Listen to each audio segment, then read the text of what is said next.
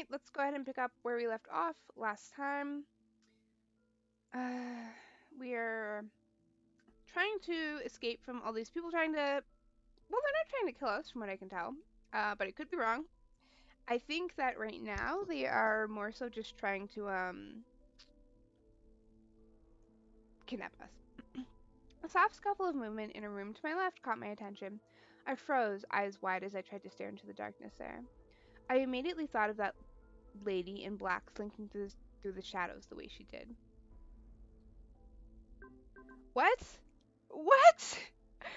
Oh, we already have a choice that's locked because we don't have the confident trait. I thought that maybe they would wait to see what how our other choices played out and go from there, but no, they are already blocking us. So we can either run back the way we came or ask who's there. Oh, damn it.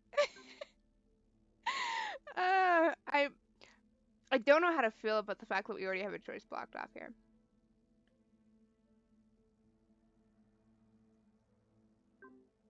Okay, well, I don't think we should ask who's there. I feel like that is really, really, really stupid. Like, we know people are looking for us. That it's like in every single like, third-rate horror movie that you watch where the the person's like, "Who's there? Is anybody there?" It's like, why don't you just say, "Come and get me," you know? Like, okay, so I guess I don't like this one either, but we can't do this one, so run back the way you came. Fear bubbled up in my throat, and a wheezing gasp escaped my lips. I reacted before I could think about what I was going to do and turned to flee back the way I came. It was stupid, a stupid panic response that I should have been smart enough to avoid giving into. But after everything that had happened, I reacted on pure instinct. I wasn't meant for this stuff. I was only a student, not someone who could handle gunfights and espers, and people stalking me in the dark. I staggered through the hall, debris tripping me up as I tried to run. What is this music? Okay, hang on. I'm going to turn this up a little bit. Give me a sec.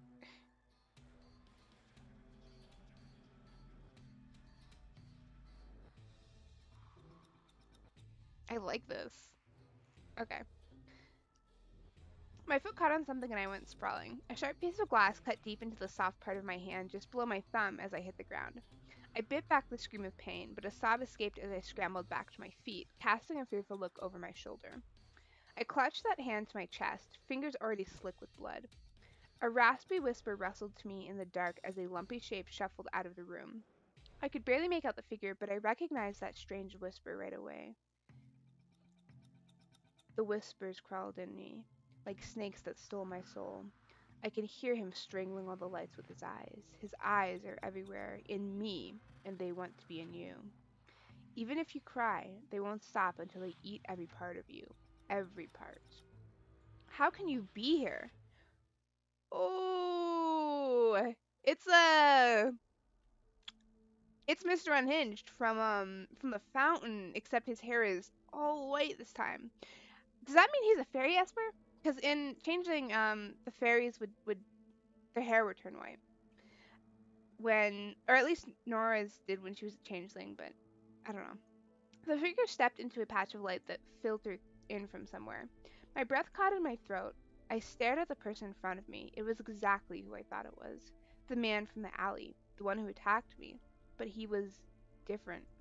His appearance had changed. Ghostly skin and a strange light in his eyes. His hair had gone completely white. What had happened to him? What could possibly change someone like that? I had thought he was just a drug addict. But drugs didn't do that to you. I know you. They know you. They found me because of you. Huh? No, they already found me. They find everyone. He found you because of me. What what are you doing here? How did you get here? He brought me. His voice rose to a shriek that petered out to a whimpering croak. You have a you could have saved the eyes. Why didn't you save me? Okay. He rushed at me, mouth twisted open in a scream, hands outstretched. I screamed and stumbled back. He caught me and pinned me to the wall, one arm painfully across my collarbone. Unable to fight, barely able to breathe, I stared into his eyes. I wanted you to save me, to take me to the stars. And now I'm gone. There's nothing left. He grasped my injured hand and brought it to his mouth. I shuddered as he licked the blood from my palm. Okay, okay, I'm gonna need you to take a step back, sir. Please and thank you. One more taste of life before. It's only shadows and voices and voices and voices crawling over me like flies. So why is it that this confident choice isn't blocked but the last one was? That's odd. Okay, so we can either reason with him or fight to get away. This one to me is not a hard choice because uh he is definitely beyond reason. We gotta fight. I didn't know what to do, just that I needed to get away from this man. Why was he even here? Why was he interested in me? What was he even talking to? Or talking about? I wanted to help him, but wasn't sure how. I screwed up my courage, squeezed my eyes shut, and kicked with all my strength. My heel connected with his shin, and he staggered back a bit. Sorry. I lifted my foot and kicked him again, this time straight in the gut. Why are you apologizing, MC? This is the second time this man has attacked you. And this time I chose the better part of valor and ran. I didn't get far. I had no idea how he could move so fast, or seem so well in the dark, when I was stymied by it and praying I didn't fall. He was on me in an instant, throwing me to the ground. I didn't even have time to catch myself. My face smacked into the ground and I tasted blood as I bit my tongue. But I was up in seconds, scrambling away from him, or trying to. He lifted me up by one arm and slammed me into the wall, then back to the floor. Ooh, okay, so he is very, very strong. Every ounce of air fled my lungs for a second as I lay stunned. Why is this happening? One of his hands wrapped around my ankle and started to pull me along with him.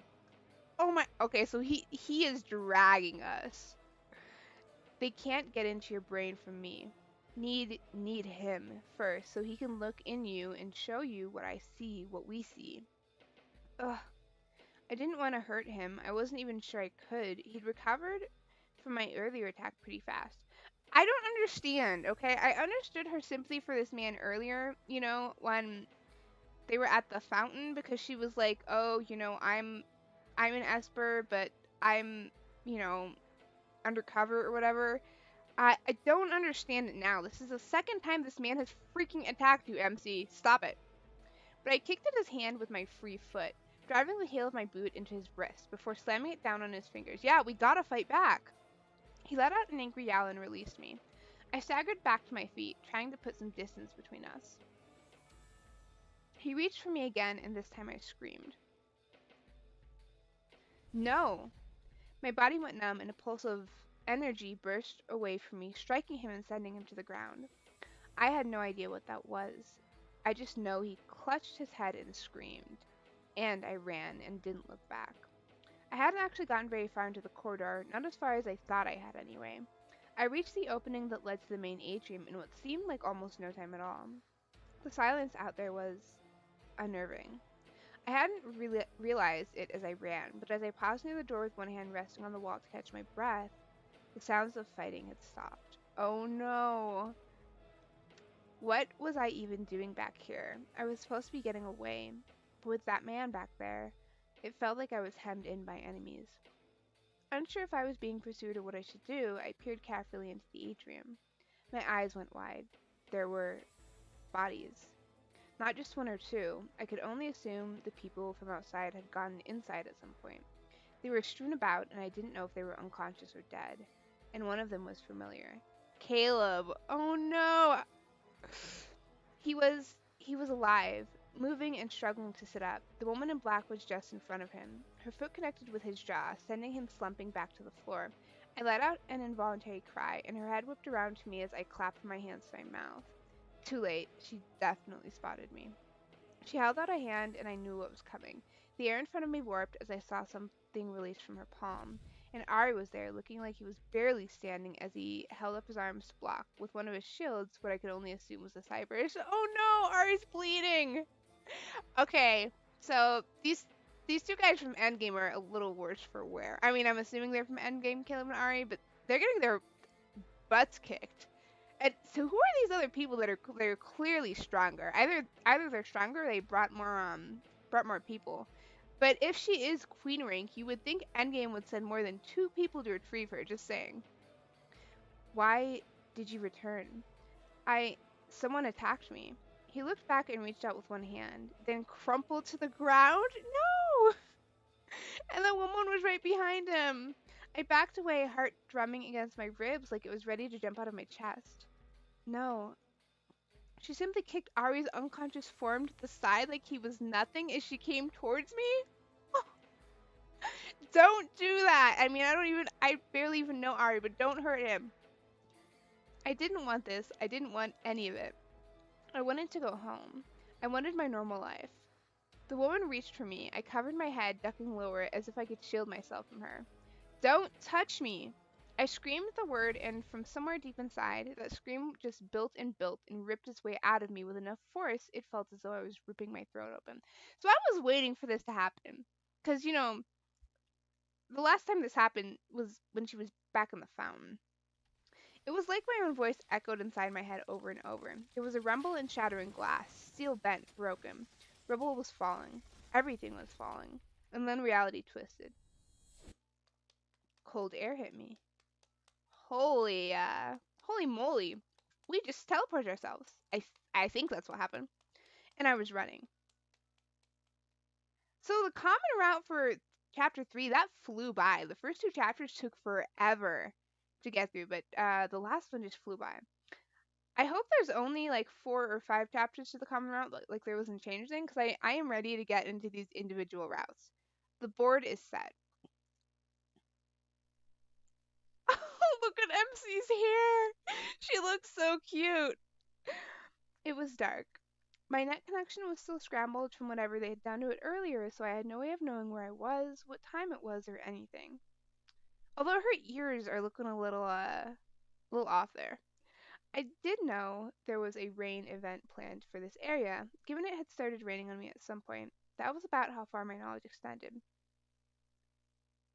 So rain event, does that mean like I guess they don't have natural weather in these domes, so they create artificial and planned weather? It was cold and miserable, but I'd been running in a disoriented haze before the first drops of water hit me. The shower helped wash some of that away, but only some of it.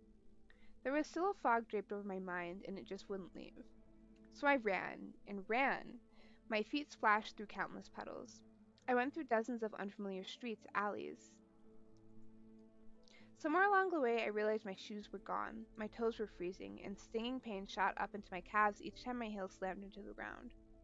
It wasn't until much later that it occurred to me to wonder why I was barefoot, though. Even then, I could only assume I must have lost them when I got out of that building from before. I spent what felt like hours alternating between running down deserted streets and cowering in doorways to catch my breath as I shivered in the rain. Try to use your net abilities again, MC. I mean, you should be able to use it now that you're outside of whatever area you were in. At first I thought it was in the same sector as before it was abandoned, but there was no blast damage, and I just couldn't say for sure. I could have teleported myself a kilometer away from the previous place, or 100 kilometers. I had no way of knowing, and that had already been hours ago. I hadn't seen anyone else in that entire time, though I'd been on the move for most of it. There might have been people squatting in the empty buildings. In fact, it would be more surprising if there weren't, but I didn't see or hear anyone else. Yeah, like, doesn't this background give you sort of like this desolate, deserted vibe? Like maybe she's in some sort of parallel reality or something?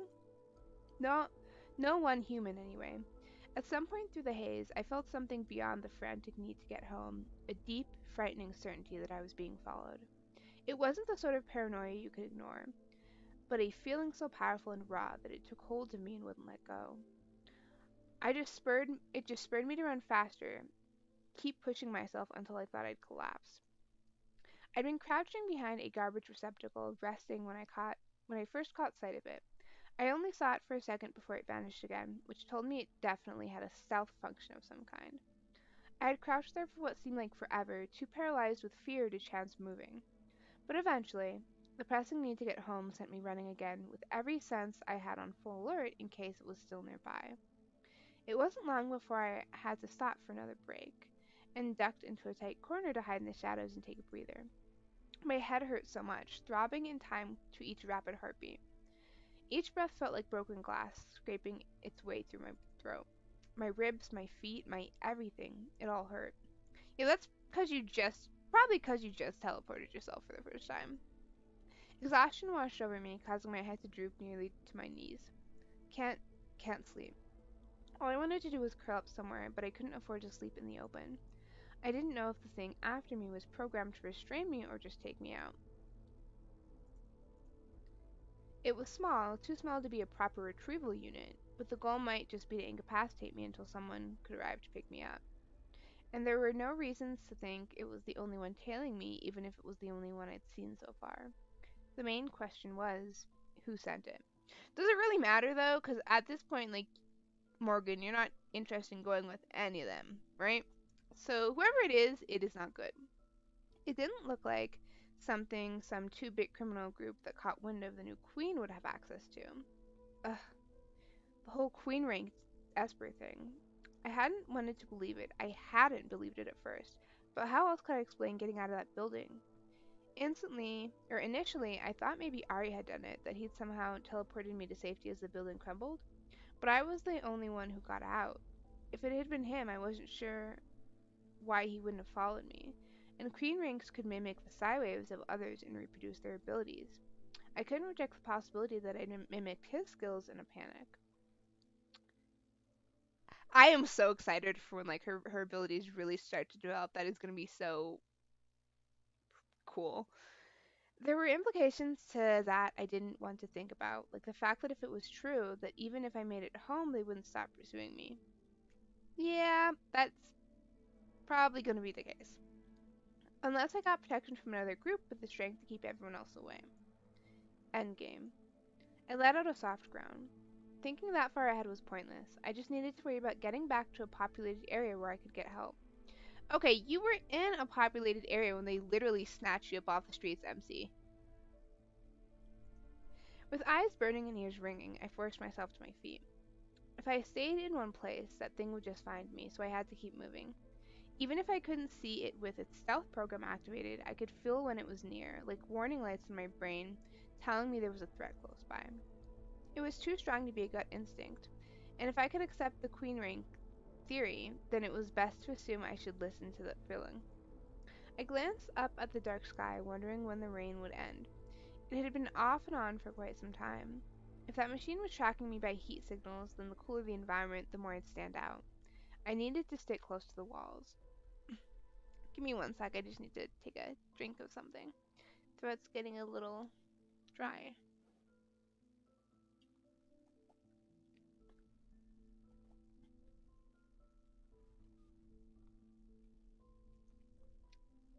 Okay, sorry about that. So I would avoid the open for a while and try and stay in the alleyways, and hope that was the right decision. When I got home, I'm I'm going to take the hottest shower, then bury myself in a blanket. I'm going to never leave my apartment again until I get my test results. Priorities, MC. I think she's having a Hermione Granger moment. That's right, the exam. I had to get back home for that. Yeah, you definitely need to adjust your priorities, girly. Like, Jesus. I didn't have time to worry about Esper's. My mind. Oh my. I'm sorry. I just had to shake my head. My mind went back to when I told Ari they were wrong about me. I wonder what happened to them. And that woman. Buried alive somewhere? That possibility made my stomach do an uncomfortable flip flop. I didn't like that thought. I paused, a hand resting against the cold wall. They probably got out, right? The little warning light in my brain went off, and that deep feeling of panic and fear hit me again.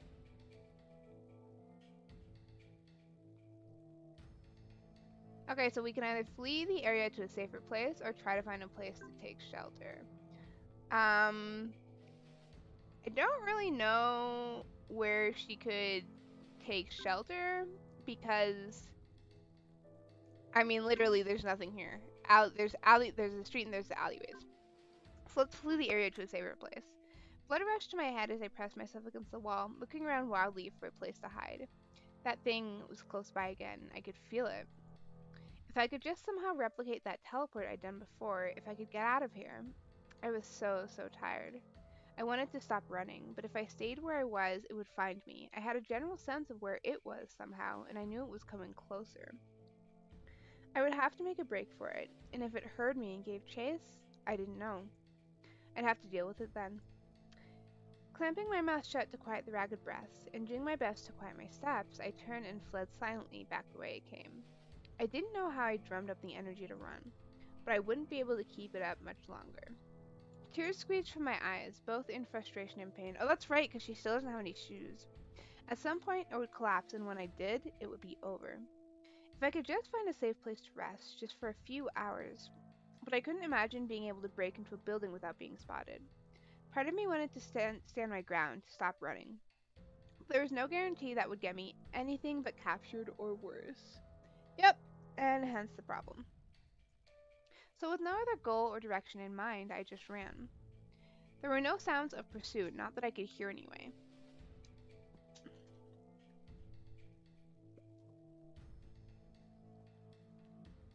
Sorry, I had to take a drink there. I tried to go in a straight line in as straight a line as I could, heading away from where I had been and away from that thing. It didn't take long before I reached an area where the alleyways broke back out into the streets.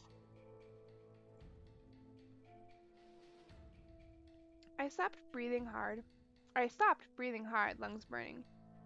Being out in the open was unwise, but my only other option was to loop back the way I came. I didn't feel that sense of danger, so I would have to chance it. I staggered out of the alley at the same time I heard the roar of an engine. Before I could retreat, light flooded the area as a vehicle crested the hill. I held up a hand, letting out a hiss as the lights temporarily blinded me. I rolled around and tried to flail my way back into the alley, because there was no reason for anyone else to be in this place. My knees gave out and I went sprawling again. This time I just couldn't get up. Even as I heard the car come to a stop behind me and someone get out.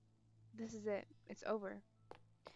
There were rapid footsteps coming towards me. I tried to lift myself up on arms that were not cooperating at all. Holy shit, you okay? Someone tried to help me back into a sitting position. I let out a strangled cry, trying to push them away. Whoa, calm down. I'm not trying to hurt you. You just took a hell of a spill. You okay? I'm fine. Who are you? Oh, it's our blue-haired boy with the cool ear piercings, who is most likely with Crimson. Great. I managed to get myself upright again and get a look at the man trying to help me. He looked normal if you discounted the blue hair. Hey, I like the blue hair. Don't knock it, Morgan. And he was giving me what I suspected was meant to be a reassuring smile. I don't trust him, though, I have to say. I don't. You look pretty beat up, Butterfly. They didn't give you an easy time of it at all. I knew it. There was no way he was just a random passerby. I asked you who you are. The name's Jack Fisker, and I know you probably don't trust me. I don't. Fair enough. But I hope you realize you're being pursued, and if that thing finds us, it's going to be a pain in the ass. So I'm supposed to believe you're just here to save me, right? Well, it's not like it's a lie. I won't pretend I wasn't here looking for you. But I'm not going to throw you in my car and drive it into a wall like those two idiots from before. I mean, he does have a point. That was like pretty insane there. My eyes narrowed and I let out an angry hiss. How long have you people been watching me? I've only been keeping an eye on you since yesterday, but I don't have nefarious purposes. I somehow find that hard to believe. Please believe me when I say I want to help you. I truly do. He stood up and offered me his hand. We need to get moving. Whether you trust me or not, you don't look like you're in any shape to keep running. What do you say? Okay. Either I don't have a choice, but that doesn't mean I trust you, or can I really trust you? I mean, like, I feel like the second one is like, uh, clearly we can't. He's been watching us since yesterday, and he has an alternate ulterior motive to do it. So I don't have a choice, but that doesn't mean I trust you. Like you said, I don't really have a choice, do I? Well, you're not exactly jumping into my arms for safety here, but I guess I'll take it. I scowled at his attempted joke. I might need him to get me out of this place, but he was kidding himself if he thought I would drop my guard around him. I reluctantly took his hand and pulled myself to my feet, wincing as pain once again shot through my body. Ugh. It took all my willpower to stay upright under the wave of dizziness. I almost forgot for a second that in this playthrough we didn't actually meet him. The first time I played through this in like the first couple episodes, we chose the option where we ran into him in the alleyway. But in once I realized we were going to do Ari's route first, I went back and redid that, and we didn't run into him the second time around. Can you make it on your own? I nodded, pushing myself away from him to limp into his two-seater. I took about 4 steps before my knees gave out. He was right there, supporting me before I could fall. And no matter how much I didn't want to be close to him, I had no choice but to lean on him as he all but carried me to the car. He helped me into the back seat, and I just sank into it with a low groan. Why did it hurt more now when I wasn't moving? Or now that I wasn't moving? That's how it always is, MC.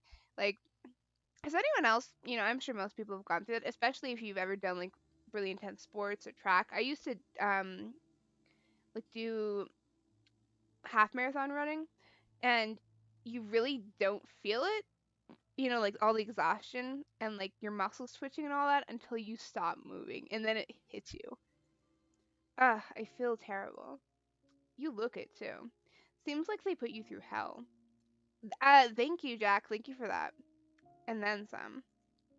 He hopped in the front and slammed the door. For one moment, that panicky sense of danger spiked, and I nearly bolted upright to figure out where that thing was. But then we were speeding away, and the feeling faded as we left the deserted sector behind. That's weird. Or I wonder, was Morgan getting those vibes because of Jack or because of something following them? I don't know how long we drove. I had been so determined not to let my guard down, but I dozed off pretty fast. I don't blame you though, Morgan. Like, I mean, clearly that's like not the smartest thing to do, but I'm sure she's exhausted. Even if I was still cold and wet, the car was warm, and Jack didn't make small talk.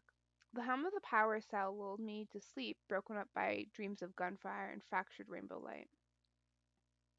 At some point, I woke up sort of slouched down in the seat with Jack's coat draped over me.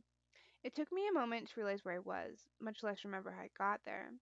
Still groggy, I sat up. The pain in my head had faded to a dull throb at the back of my skull. My eyes were weirdly sore for some reason. I rubbed at them as I squinted at the passing scenery in the windows. We had made it to the habitable area. You awake back there? Oh, it looks like Jack gave us his coat. I like his shirt. That looks really cool. Mm, I'll take that as a sort of. Where are we? My voice was hoarse and my words a little slurred. I felt like I had the worst hangover imaginable. Looks like we're somewhere in our Rayleigh? I let out a soft groan. Yeah, I figured we were pretty far from home. That was on the very edge of New Albion, practically in Siena at this point. I was going to stop somewhere soon, a late night cafe or something.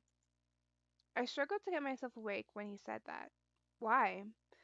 I'd like us to be able to sit and talk for a bit, face to face. Okay. And frankly, you look like you've had a pretty bad case of psi fatigue. Probably would be a good idea to get some food in you. Alright, so psi fatigue is a disorder caused by overuse of psi. Psi fatigue is a spectrum that can range from very mild to deadly. Oh. Mild symptoms involve a headache or visual distortions, elevated heart rate, high blood pressure, and bloody nose. Severe psi fatigue can involve brain damage and be a precursor to fade or even burnout. Young espers are prone to mild, moderate fatigue before they learn to regulate their psi. Experienced espers generally only deal with psi fatigue when they have been pushed to overuse their psi. Some ranks, such as bishops and queens, remain more prone to fatigue throughout their lives. Rooks are the least prone to it due to how their psi functions. That's weird. You would think that it would be the opposite because you would think that the stronger the esper is, the less prone to psi fatigue they would be, but it doesn't seem like that's the case.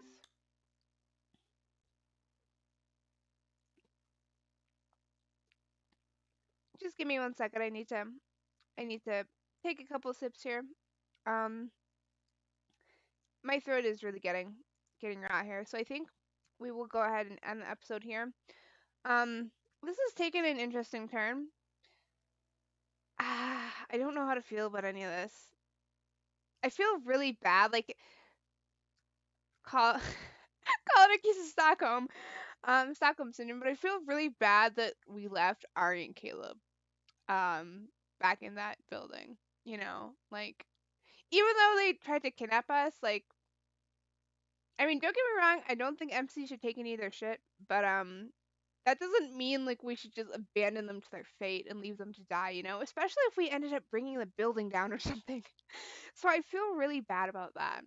But and Jack, I still can't put my finger on Jack's character. I feel like I have an idea of what Ari's character is like and what Caleb's character is like, but with Jack, he's a little more slippery. Um like he comes across as very nonchalant and flirty and just trying to do what's right for us, but I don't know why, but I don't trust that. I like him, but I don't trust that. Anyway, so we're going to go ahead and end the episode here. I hope that you guys enjoyed it, and I will see you next time.